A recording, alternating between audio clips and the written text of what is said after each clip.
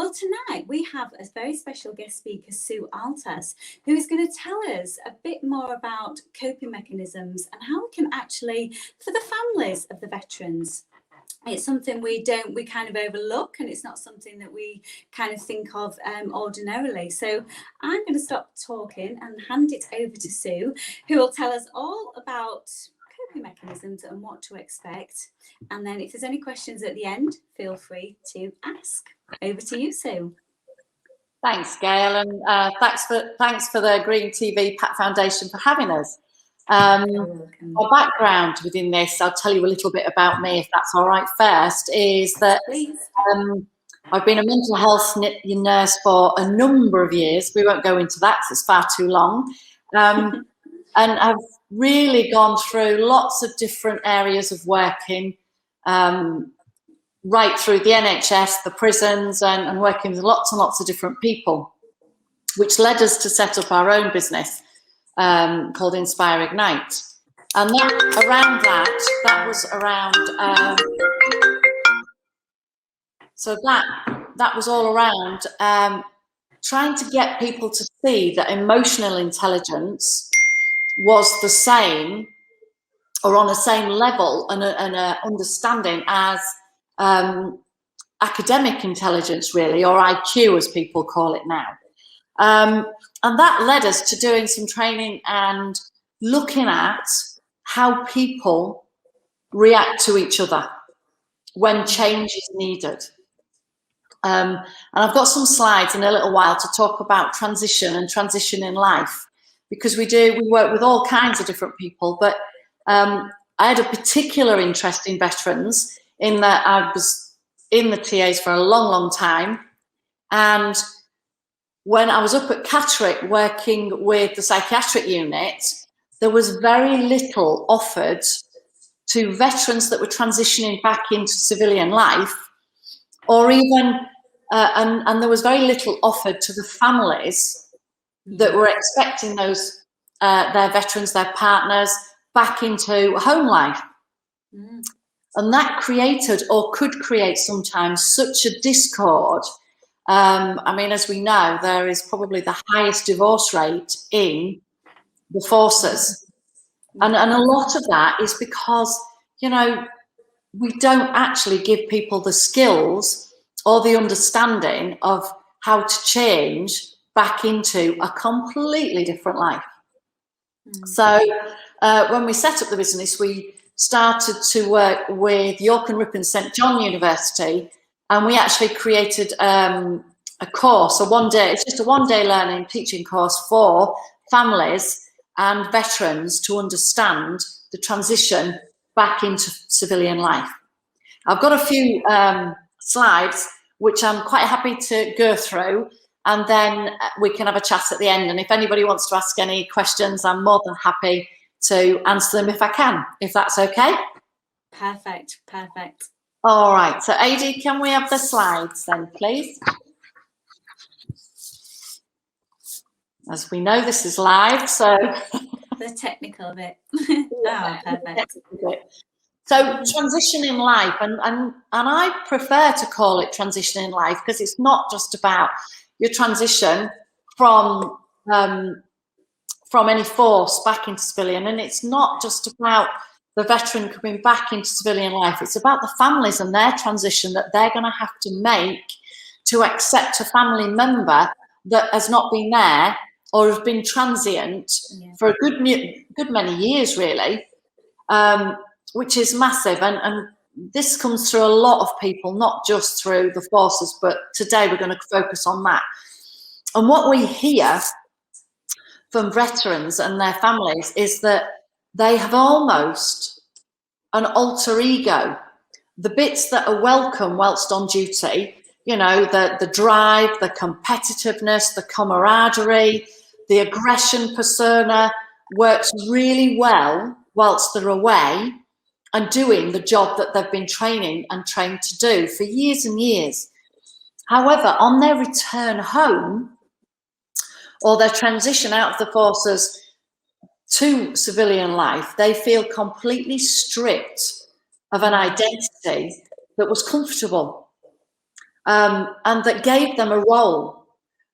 And so that person has to renegotiate and re-identify who on earth they are. Yeah. Because the last so many years they have built on a persona that isn't actually real, it isn't them. No. I suppose as well, they're told what to say and think and how to, then all of a sudden they've got no sergeant, telling them what to do on a daily basis. They've got to do it for themselves. Well, they are. I mean, they are part of this mega team that is so supportive that each person looks after each person. And when you transition back, that script is gone. And you would expect, you'd want the family that you're transitioning into, you want them to take on that role sometimes, or you want to take on the role of protection of that family. And yet that family have had to deal with protecting themselves while this person's been away. So it's a real complex myriad of emotions that not just the veteran has to comprehend and go through, but also the family. And then when there are children involved, and at different ages and different stages, they all have to go through those emotional roller coasters. So you've got lots of individuals trying to live in one house, trying to find out who they all are, and yet society says, well, we got married, we had children, we should all be able to do this. But we don't give anybody the tools to do it. No. So for families, they've sort of fallen in love with the partners and the spouses, with someone who actually doesn't really exist. Because this person's been going away for so many months and coming back, which is great because it's a lovely time when they come back and they do lots together, but then they go away again. So the person that comes into that doesn't need a role, a male role or female role. They don't need that role because they're not there long enough to create a role. And when they leave again, the person that's left at home, the families, go back to their roles that they've created and dealing with on their own. And it's almost like who is a mirror of what is expected of them because of their professional work persona. And it doesn't always fit. It's not always a good fit for each other. And so it's almost like starting to live again. And that's the struggle. Because everybody's vying for position. Everybody's vying for a role. So at Inspire Ignite, we started to look at what makes change hard. So if we move on to the next slide.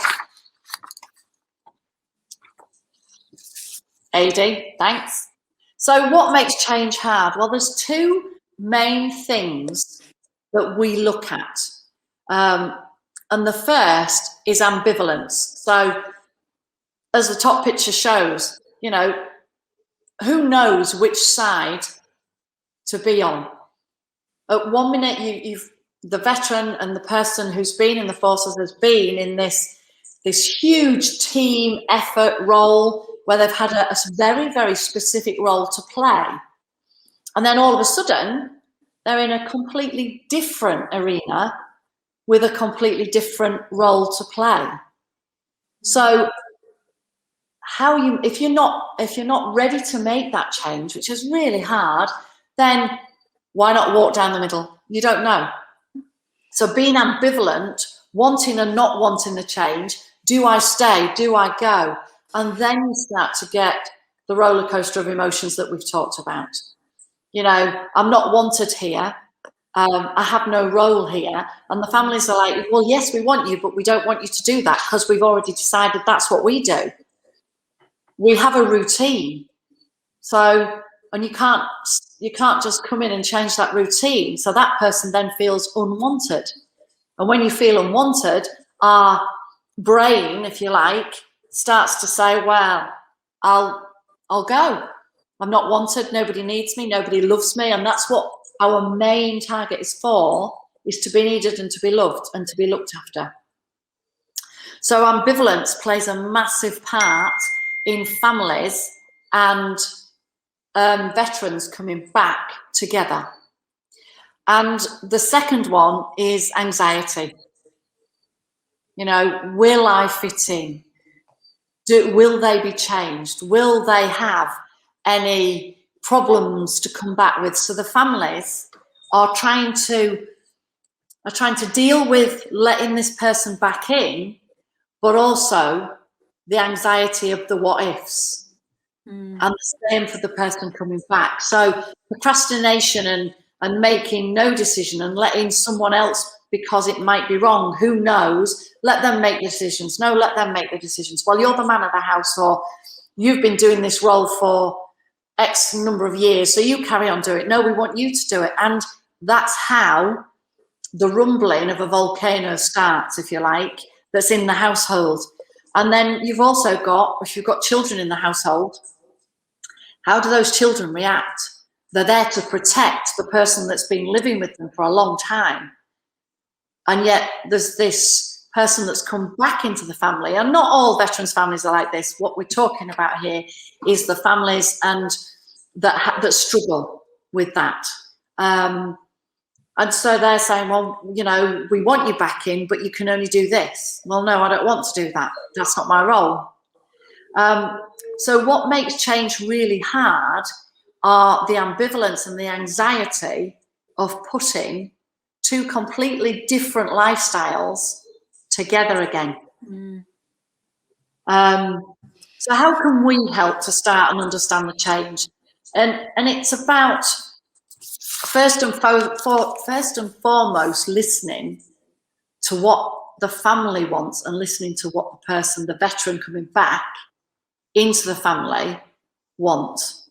And sometimes they're just at different levels, and it's about discussing that and supporting and having a supported discussion to do it. If we move on to the next slide, this of course is always driven by the hidden force that drives human potential, and it's the why behind actions, and sometimes called the unconscious motivators. You know, we can see the motivators, we can see why we do what we do, and we know that because we can see those. But the unconscious motivators, they're not talents, they're not skills. So all these skills, this person that's been away for a long time has built up and has been really useful and needed, all of a sudden may not be needed in the environment they're moving into. And the families that they've come back to are looking for the skills and the motivations of what they think that person should be bringing to the household. If all of this, I'm hoping this makes sense, Gail. Am I talking all right? Yeah, absolutely. Got it. Yes. I haven't got any questions in the chat at this point. That's all right. And it's all very clear. Thanks, Sue. Thank you. So the unconscious motivators are not talents. They're like dislikes, abilities, preference styles, or types. Instead, they actually represent deep motivations that are working on an unconscious level. So we don't always know that that's what's pushing our buttons. But what we call them at Inspire Ignite is the triggers. And then it's a bit like, you know, we've all seen the iceberg picture where success is at the top and the drive, and we survive and we thrive. But what we don't see is all the stuff that's under the sea. You know, the failures that we've done, the perseverance, the things that we've had to give up to actually make sure that we fit into that environment. So it's almost like recreating a new success story and to come back into it. So when and a lot of families will encounter resistance, and that's not conscious resistance, that's unconscious resistance. So that it's like the behavior then fits. So it's like, well, I don't want to do it that way. I don't feel I belong here. And that, instead of rolling with the resistance and saying, look at, well, let's have a look at how we can change things in the family, we don't. We tend to then fight against it. So we have to look at, and what we do with families and with veterans, we look at the whys. So if we move on to the next slide, and all of these boxes will fill up. Now, often what happens is we look at, and people work, and a lot of CBT and things like that, they work on the behaviour and the outcome. You know, somebody's behaviour, you've come back in and your behaviour isn't right in our family because the outcome is we're arguing all the time. And so what we tend to look at, and you go for counselling, what have you, behaviour counselling works on the behaviour. We need to change the behaviour. But you can't change the behaviour, we believe, unless you understand the triggers. And those triggers may have been brought up, whether they've been away or whether the family have created a way to survive, a way to persist. So the triggers always come at the thought. You know, unless the feelings will feed a behaviour. So if we're anxious, or if we're really don't know what's happening, our behaviour is anxiety. And then our outcome is the fight or flight. But if we don't look at the thoughts and try to understand the triggers that sets thought off, so if we're really going into the brain, the neocortex bit, because it completely stops all the other thinking. So if we aren't aware of those triggers, then we can't change them. So we work with the families on the triggers that's not working with the person coming back into the nucleus of the family. And that's where the choice comes in.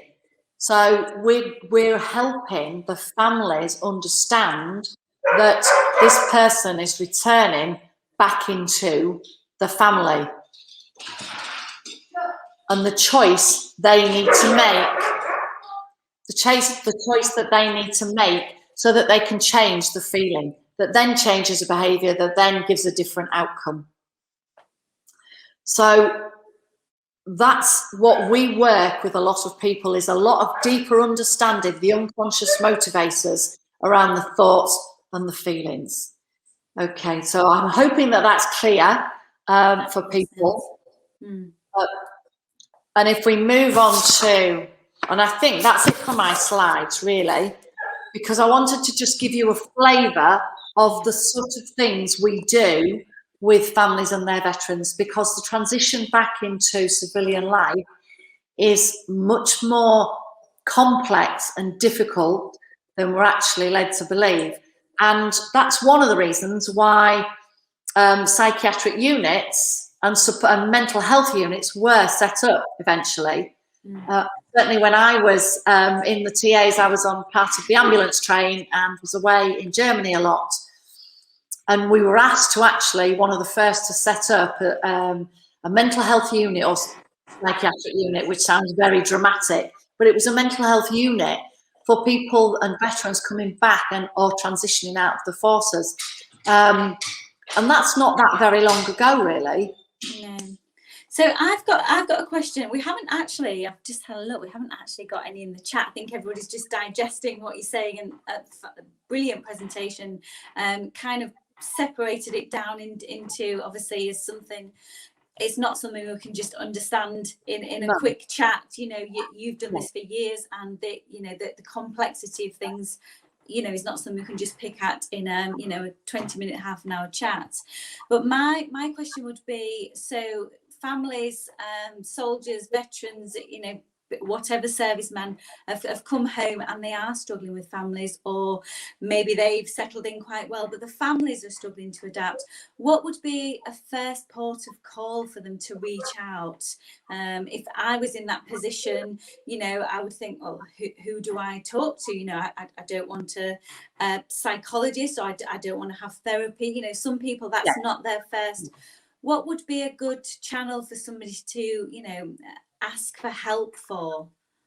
Well, as far as I'm aware, the forces, when somebody's transitioning from the forces back into civilian life, there is 2 years of support, and that's not just funding. That's lots of things to support, and it may be that it is a mental health practitioner, and thanks almost to COVID, it's been really useful because mental health isn't such a stereotypical dreaded word anymore, which it can only be a good thing, really. So they should access that support and ask for what they need. And if it's, and the families are the same, they have access to that pot, if you like. And there are a lot more trained people who work within the forces with the transition. Right, if there isn't, you know, they can go to the GPs. Right. Mental health services are stretched everywhere and will be. Please get in touch with us. Yeah. We would, you know, if anybody is really struggling, then we can try and unpick and help them to either to support them, or we can also work with them. I mean, York and Ripon St John do a course, a one-day course, and it's for all practitioners. They do the one we have provided that are for families, and it's for practitioners to help with families, but they also do a one-day course. Nick Wood at York and Ripon St John, who is a patron of all of that, he provides a one-day on I can't remember what it's called now. I think it's the military man or something like that. But it's really good, and it does help practitioners to learn that it's not just about PTSD or anger management, or for the families, it's the same. Everyday life, isn't it? It is everyday life transition, which is why we say it's transition for life. It's not, it isn't about, you know, being in the army or forces, sorry, and then back into the family. It's the same for the families. They've had to create a false environment for them to survive. Absolutely. There's one of our viewers has put in the chat, obviously following on from your presentation, that it's a loss of purpose and an identity thing. I mean, does that relate to a lot of the people that you've worked with, for example? Is that a common, you know, denominator? Yeah, as Andy's just put, the military human, which is great. Loss of identity it's a role, you know, Gail. If we look at the roles people have, and it really doesn't matter whether you're an infantry person or a chef or whatever you do in those forces, because it is a completely different environment. In saying that, the family is experiencing exactly the same. They're experiencing a completely unreal environment. Yes. Because, you know, if it's the mother, even if it's the father, they become the provider. So to survive, and to thrive, we have to adapt to change. But they've created that environment. You know, for the simplest things like taking the kids to school, it becomes a military exercise at home. And then somebody else comes in and says, oh, no, let them have some sweets before night time. Oh, really? And then you try to get the kids up in the morning and they're bouncing off the wall.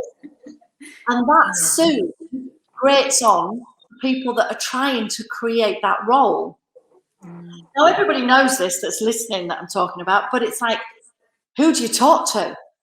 Who's going to understand what you're trying to say? And if you want to talk about it, and great if we could have family therapy, there's a list as long as your arm. And I used to work in the family therapy, and it'd be great because I think for me, every family, every veteran that is transitioning should be offered. And it's not about psychotherapy, and that's the big issue, I think, is I'm not crazy, I'm not this, I'm not that. Yeah.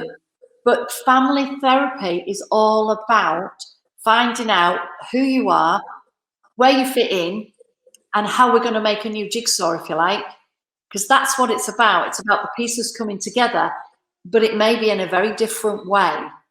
You know, the family might have had 1 or 2 children as the person's left, and now they're coming back. It's like, oh, there's 3 in this family, not 1. And you have to learn to deal with that. And we don't give the tools. Whereas, so what we decided at Inspire Ignite, and it's great to be working with yourselves, is to pick veterans that want support or are struggling. We want them to come forward. You know, you don't have to go into the mental health system if you don't want. There are lots of ways to get help now, and that there are lots of charities and support, and it's not about handouts, it's about getting back into a role of life, and finding out what you're good at, because those skills that they have are transitional. And the same with the family members, their skills that they have can open up into different things. But sometimes it's a bit like, you know, in a divorce, you have a negotiator sometimes, or whatever they call them. It's exactly the same. Negotiators aren't always there to take people apart. They're actually there to keep people together and families together. And that third person that has absolutely no identity with either one is a great person to use. So I think that's one of the key. Right. It's about reaching out and doing that first port of call, isn't it? It is. And sometimes, sorry Gail, sorry to interrupt, sometimes it's about, you don't have to talk about the thing that's on your mind. Sometimes, shall we have a cup of tea and chat about, which is why I think the Pat Foundation and the tree planting is fantastic, to get people out and just talk about whatever they want to do. They might be talking about the weather, that's great. But when somebody has a connection and feels secure, there might be all sorts of things come out. Yes. And when that comes out, you can deal with it. It is. And I've noticed that getting in groups of veterans together, they feel safe. They feel, you know, whether in whatever environment, it's like the back on crew type of thing. So it is. That's a very, so I would encourage them to speak, you know, to the professionals as well as each other. And the Pat Foundation, the work they're doing is, and obviously with the tree planting with the Green Task Force, is proving very, very successful, very worthwhile, and it very rewarding, as you know, because you was out tree planting with us not so long ago. So out in the elements, and you planted your first tree as well. So that was that in itself. It is, you know, they're doing. I think you know, I'm no psychologist, but it's the act of doing something, feeling worthwhile, having a purpose, which anybody in life needs to, but I think more so the veterans, because they're used to that type of environment.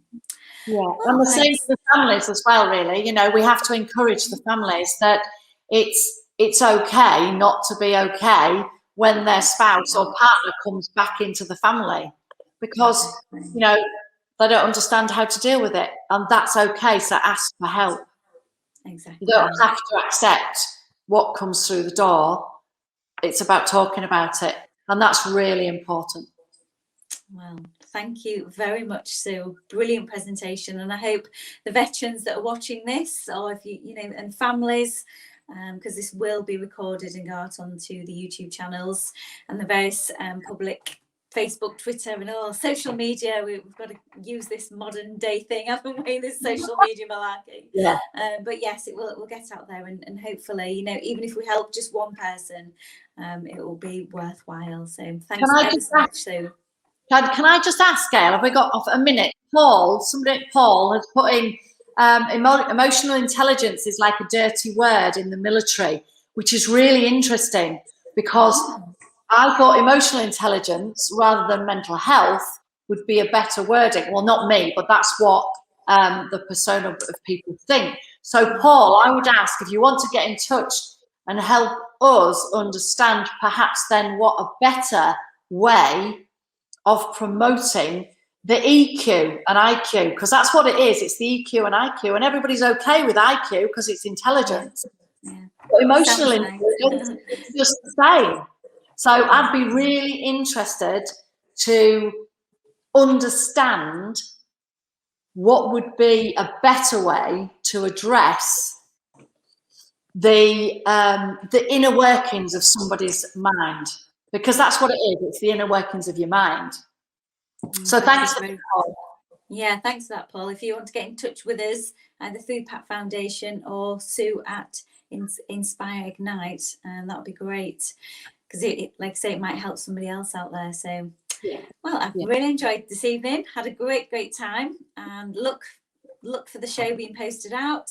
Thanks ever so much again to Sue, and yes, we shall look forward to seeing you again soon. Thanks a lot, everybody. Bye for now. Thanks, everyone. Bye-bye.